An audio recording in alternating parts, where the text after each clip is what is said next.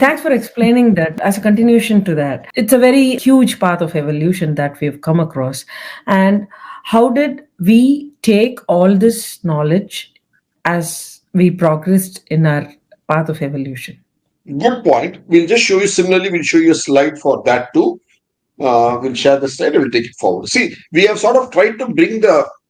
See, let's get the visual. Okay, couple of things here. Now, when you say evolution, there are two scales of evolution. I mean, two aspects in evolution. One of space, nature, and universe around us, and one of us as mankind, as humans itself. So, when we talk of evolution, we're talking about two things. One of the things around, and how cosmology, how the cosmos is evolving, and it is continuing to evolve even as we speak. So, which is why we say the second pararda also is there. We have to go through the next pararda, after which it will collapse and then start the next cycle. But at the same time, at some point in time in this life of the so far elapsed time of the cosmos, man sprang up, life came to be, and from there mankind evolved and is continuing to evolve even as we speak today. So these two aspects, one, we can see how we have kept track of evolution of the cosmos by this Sankalpa calendar. So in a way, the Sankalpa calendar tells us how things have been evolving in the universe.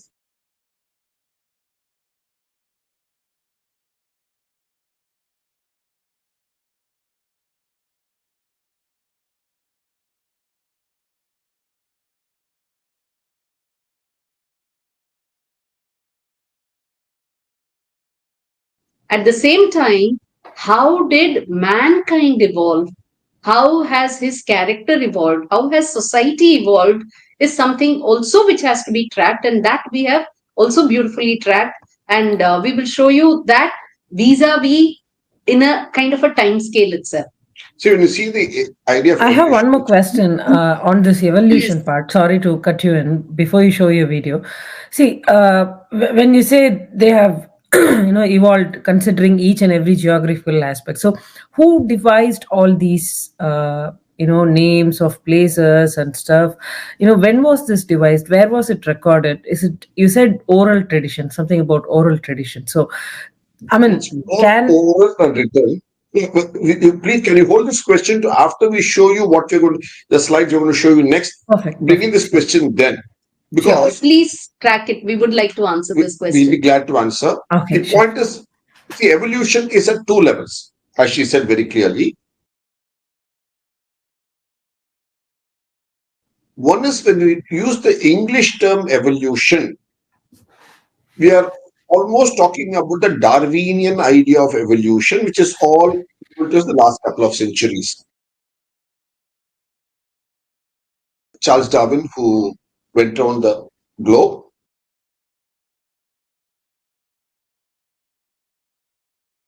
and also who lived south of London in a place called Down.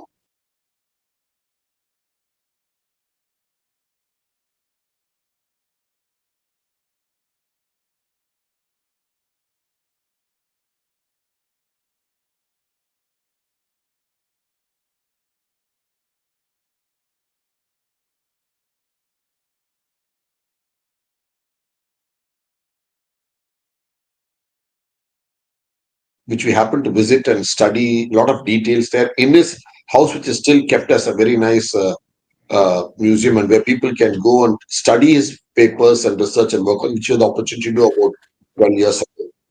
Now, that is one side of the evolution, what you speak about in the English language and what has come to be. Whereas if you look at the Indian term for it, we have a far deeper term, which you said for the first aspect also, what we call parinama. Parinamam, as we say, parinama, wherein you have the change constantly happening. Because for us, right from the start, even what, in fact, in our film creation, we have shown the world today is trying to understand what happened moments after the Big Bang. How did everything manifest?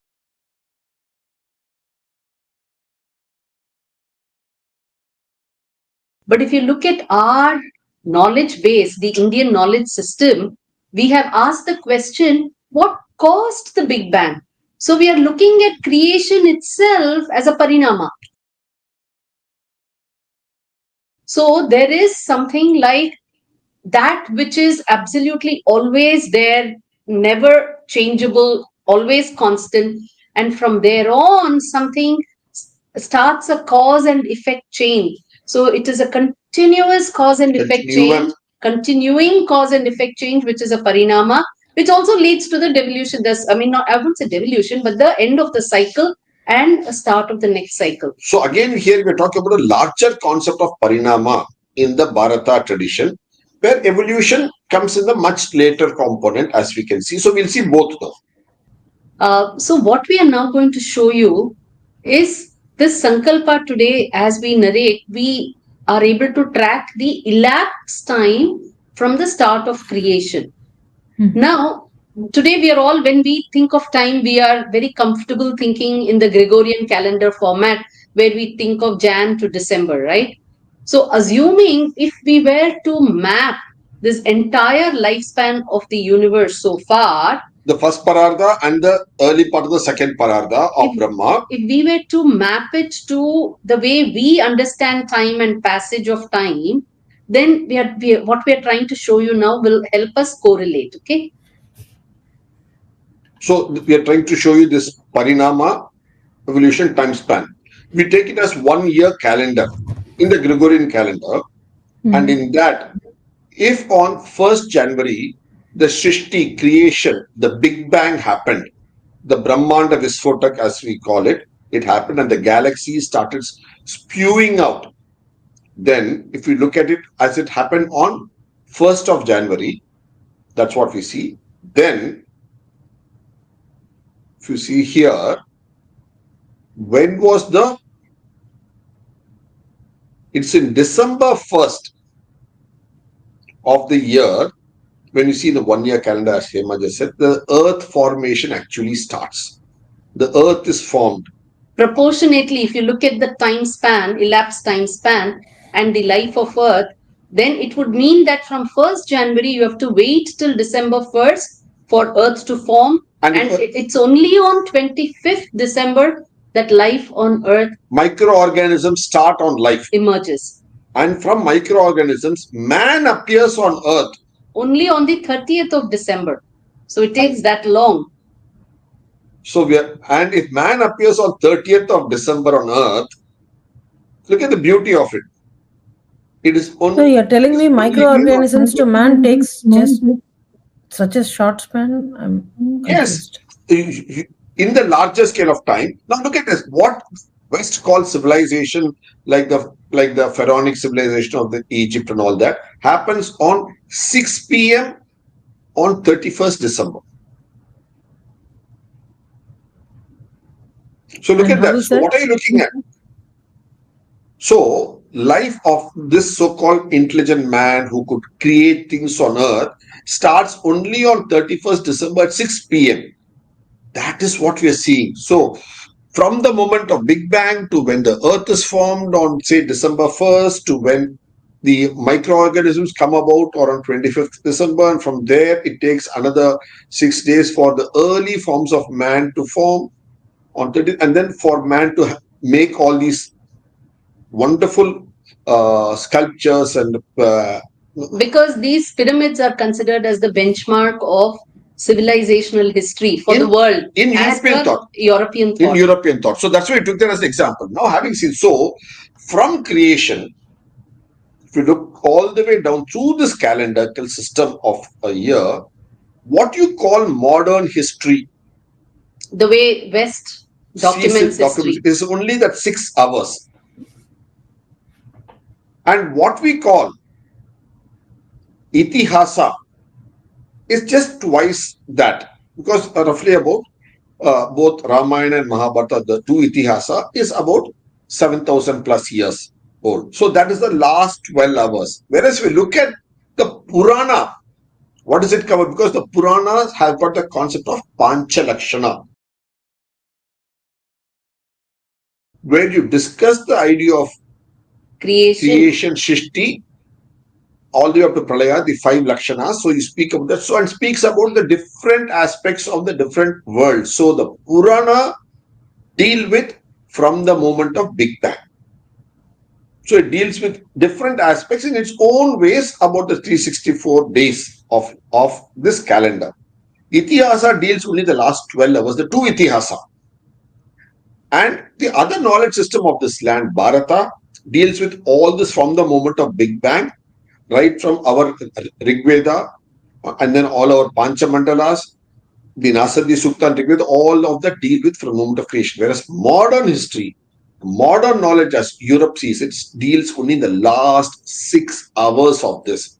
So, because we have made this slide in 2006, so which is why that's okay. so That's okay. of course you got so that's obviously a 20-year-old slide. That's okay. The point is, people loosely use the term Purana and Itihasa in the same breath. This also brings out to you the vast differential of knowledge that's brought in Purana in comparison to Itihasa. That also is brought out here. And what you think is modern history is also the last 6 hours of it. That's all there is to it. Whereas the Vidya, Veda, knowledge, wit, wisdom, all this is through the ages from January 1st to December 31st and going on. So look at how each of us from, see what you call history of Herodotus is all only 2,500 years at best. Which is again half of modern history. Isn't it? So look at how so you will not understand. So one side we saw the Sankalpa, which speaks about the time, elapsed time since the Big Bang creation. And we are able to accurately track it and keep and the tradition keeps that track even going on even as of now. So when we show those big details, people will get flummoxed easily. But we can see it in a perspective that we can relate to, which is a modern Gregorian calendar date sheet of a year. We can understand what are the time spans we're talking about. And this civilization of Bharata has been an absolute expert in noting down, in tracking down this, and not just recording it, but giving us a methodology, a way of calibrating it, of calculating it, and expressing it to this day with an understanding of what Purana is, what Veda, Vidya, wit, wisdom is, what Itihasa's time span is, and what the history of Herodotus gives us, which is 2,500 years, and what modern history goes back to just about 5,000 years from the European perspective. See, you're placing all these perspectives before us here to see what is the depth you're talking about. On one side, you're talking about hours, in one side, you're talking about a full year. Look at that, the sheer range to it. How did our ancients even fathom this knowledge that we are now trying to analyze in very simple terms, easy Exactly. terms, How did we analyze it? How did we get to it?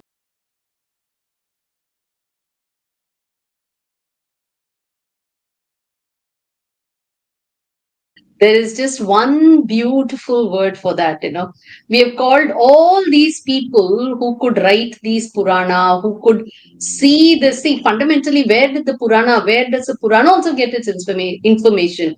It gets it from the Veda. Because the Veda has got sections by different rishi who have all described this creation process in their own ways. And why their own ways? Because they have seen it happening. I mean, they've seen that process in their mind, and which is why we have a beautiful name for them, which is Drishta.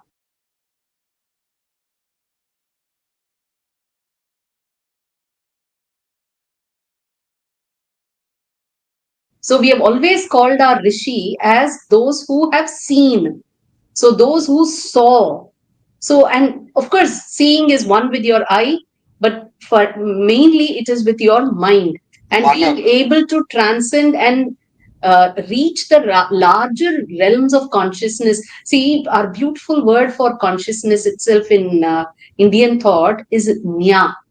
Nya meaning to know, knowledge. The very word knowledge comes from this word Nya, Jnana. Jnanam. So, what does it happen? So, when you transcend and you're able to be in that realm of consciousness, you know, you automatically know. And that knowing, that seeing. So, because you speak about knowing and seeing, see, it's another beautiful way, you talk about knowledge as throwing light, because seeing, what is seeing? You see only when something is lit. And look at the way you have equated knowledge. When you say talk about knowledge and understanding something, you say he threw light on it, because you talk about it as light, it illumines, and therefore you see. So that is why when our Rishi, they tapped that conscious, I mean, when they were in that state of consciousness where they got that jnana, the jnana, we call them as people who saw, who are drishta.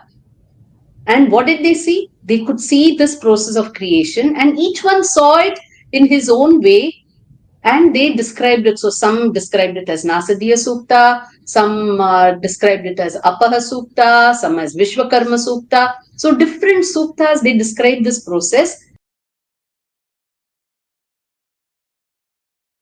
And it is from this that the Puranas have explained it allegorically as beautiful stories, and therefore you see this mix of the science of creation, science of knowledge, evolution, both of the cosmos. And then the Purana also has one section which talks about genealogy and the people. So there are Vanshavali and so on. So there it comes down into evolution of society, of people, of character, and so on.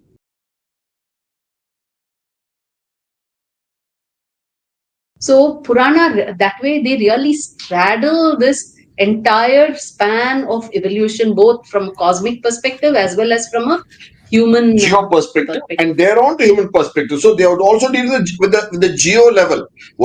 Geo here means GEO. The geology and the geography is what we mean. From there on to the level of Jina on this Jeevan on this earth. Okay, probably it explains Puranas. There are stories which you cannot comprehend in today's time. So the stories in the Purana is like Vishnu takes a Kurma avatar, he lifts a world up from an ocean. Like, where do you lift it from an ocean? The world is surrounded with ocean. Where do you lift it from the ocean? What is the other ocean? Probably the Milky Way ocean. See, I'm just what I'm trying to understand is. Yeah, I understand completely.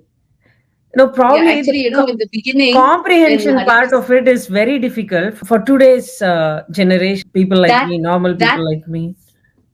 Yeah. That's why we showed this slide for you to have the comprehension now. And no, but that is with respect to time. To understand the content of Purana, you should now therefore understand that it is straddling various realms. So at certain points, it is straddling cosmology. At certain points, it is straddling the phenomenon of the cosmos in the form of tattvas and devas and the divinities. And then at certain points, it is straddling history. At certain points, it's straddling human character in nature itself.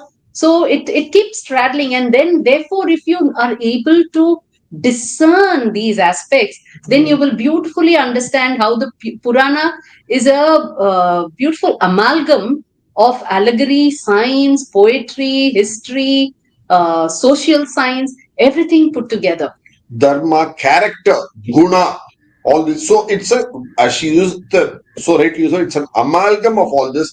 And the key word is discern. And what is modern science all about? It's all about discerning. That's precisely what you have to do when you deal with the Purana, because it's a scientific treatise also, apart from giving Vanshavali. So you'll have to learn to discern all these aspects. But without that sense of discerning, just seeing it only as some story text is not going to get us to understand the depth of it. That's why I want to show you this one slide, because one is the Sankalpa. The Sankalpa pasted on a 1-year fact sheet calendar is what we thought we will share with you on this perspective. So I just want to ask Dr. HemaHari that you asked me to park a question. Do you mind if I get back to that and question now? About how this was, I mean, it's a very, very wide topic and it looks like a highly complex subject which needs a lot of proper interpretation to get a fair amount of idea about how it was done. It doesn't look like in a small subject where you easily wade through it and understand it just by translation. So thanks for giving that beautiful explanation as to how deep the subject is and how vast the subject is. But how was this knowledge transferred? You said oral tradition. So as I asked earlier, is it just by oral tradition were they able to transfer? Because if you're talking about the Big Bang and even before humans were there, we have conceptualized all these things. And when you conceptualize something that was before your existence and you have put it across till date, how did this entire thing got carried away in our civilizational simple actually. Let's sort of cut out the complexity and look at it simple. When we say oral, let's be clear, it's only the Veda that's oral. Veda by design are meant to be oral. Vak, Shruti, so you're supposed to hear it and say it. So that Veda component alone of the Chaturveda is oral.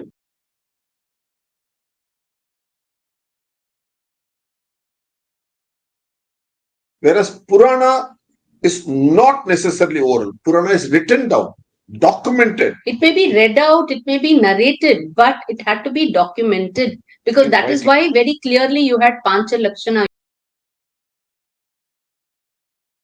You had to have 5 sections and they had to be repeatedly kept updated as well. As the Vamshavali came through. As the time elapses, you had to keep your Purana updated. It's very unfortunate that this tradition has stopped. And for the last 2000 years, we haven't been keeping our Purana updated. There are some Gatha people in Rajasthan, in some parts of Himalaya, Uttarakhand, some parts of Assam and different parts here in Tamil Nadu too. They still keep updating certain family records. That tradition, what they call the Gatha tradition, still continues, but in components, portions, in certain families. In the sense, I didn't understand. Updating in the sense? So, you up add to this generation. You add. See, if you go to Purana, see in Itihasa, the focus is more on Dasharatha and Rama. You get little bit stories here and there of their ancestors, which is told to them by the rishis who are taking them along. But in Purana, you will find them as the entire, it goes back to all the way up to Ikshvaku and all, it traces the entire lineage. And after that, it comes to Rama. Then you have even further, which talk about lineages after as well. And that has been continued. It went on till about 57. Salivana Shaka, Vikramaditya Shaka. When you see all this are then Purana. So Purana comes down to us all the way up to now. So that's why what you call the Gathakas, they continue to write and maintain these aspects to this day in many parts of the land, but it's not so well known around. But there are even now documenters who because the Purana did not stop in 57 BCE or 67 BCE or whenever. No, it's continued. So, which is why Veda Vyasa, he compiled at his time. He had to take stock of what all is there and then compile and then systematically start the propagation of Purana once again, so that people get to hear. And then he set in the tradition that this is how you should start documenting and continue with the process of documentation. In fact, it is one of the very interesting things that you have in the Purana, you have, if you collectively take all the Purana put together, you will get the lineage from Rama all the way up to Buddha as well.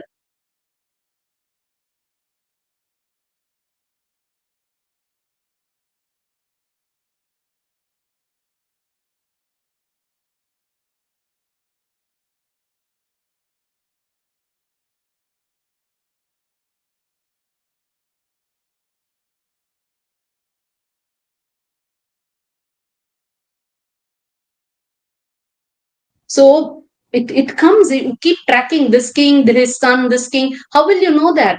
Because if you stop it today, then the future kings, how will you know?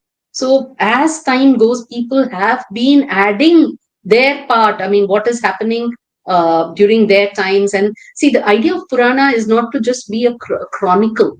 The idea of a Purana was to bring to highlight the aspect how society is also evolving, how people are evolving, and therefore highlight people with great characters, their deeds, and the changes that they brought about, how society was at that time.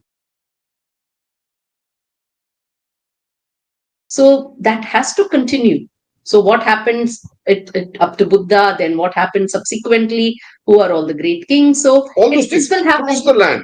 This is what you can leave for generations that are coming behind. So it's a continuous tradition. The tradition continues in its own way and time with modern technologies in its own. So that's part of a larger thing. So the Purana did not stop at some time, even though in a particular language, in a particular volume edition, they have taken it up what to that. What you say is it is a live document. What you say is it's like a live document. Yes. In fact, the word for that is, the meaning, the way it is explained, it is old yet new. It in two ways. One, it is an old text and it's talking about the old, but it is also talking about the new because the new keeps getting added. The other way is whatever it is saying may be old, but it is equally applicable to the new because it's talking about people, character. In fact, the way it beautifully does is it takes all the cosmological events and phenomena, the tattva, the divinities, and also show them with human feelings and human character, human nature, which doesn't change. So that way, that aspect of human nature, which is ever there even now, is there superimposed on the past as well. So it is old yet new and still relevant. That's why 1,000 years back, that is in the year 1032 CE, when Al-Biruni from Persia came to India along with Muhammad of Ghori and all that. One side, Ghori and all did very gory deeds of plunder. Al-Biruni, who came there, he was his chronicler. While he did chronicle all the gory deeds of Ghori, was well chronicled by him in the book called Kitabul Hind. He also there, he writes many things which were quoted extensively in our various books. We have quoted in different books, we quoted different points. Here, from what Hema said, I'll tell you a point. He makes a very small observation. It is interesting to note, he writes, it's interesting to note that in Hind, these scholars, there are different concepts that they have with them. To explain the concepts, they get them married. He gets the concepts married, makes them beget children to further explain the concepts, and those children have certain principles.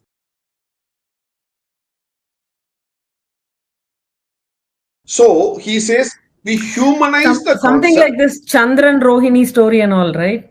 Yes, everything. Everything. So he is observing what Hema just now said in the year 2024. Al-Biruni said this in 1032 in his book Kitabul. It says we have wonderful concepts in Hind. These scholars have. They humanize the concepts, get them married, and we get them beget children, and to further express the concept. So the idea of allegorical is not a word that we use now. He has observed it 1,000 years back and expressed it to us in writing in Kitabul Hind in the Persian language. Look at because those stories transcend time. If you're going to give a formula to them, a complex formula, how many generations will it cross? But you give it in a story form, it transcends generations, transcends time. Actually, you brought out a very beautiful point about this Chandran and Rohini. Chandran is moon. Rohini is the star Aldebaran, which is in the Taurus constellation. It's a red giant and so on.